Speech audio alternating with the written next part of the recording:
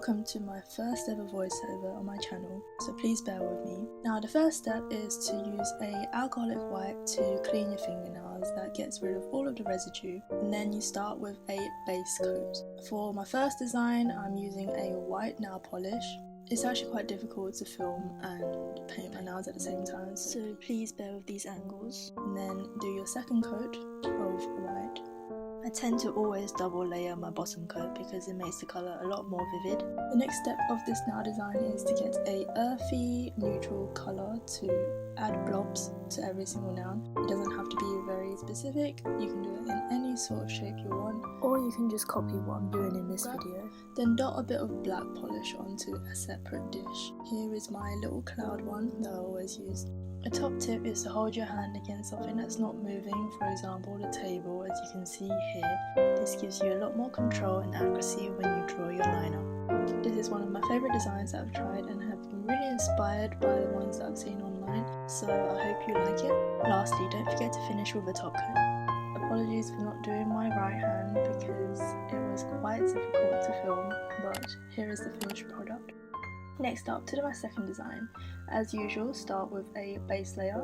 This keeps your polish on for longer and also protects your nail from staining. My coloured layer is a brown tone. I'm actually in love with this colour because it complements so many other colours.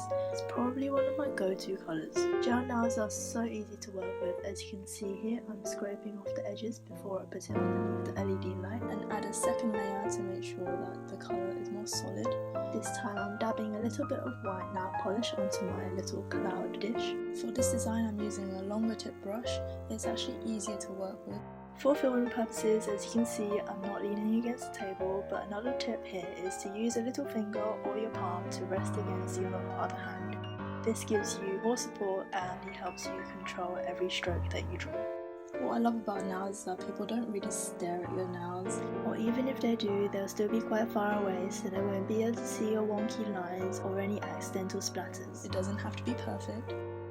These are only my first few designs using a brush and doing nail art, so hopefully practice makes perfect and you'll see me make progress throughout these videos. Time for a top layer again. Onto the second hand. So as I was saying, I'm actually less accurate with my left hand because that's my less dominant hand, but we're making this work.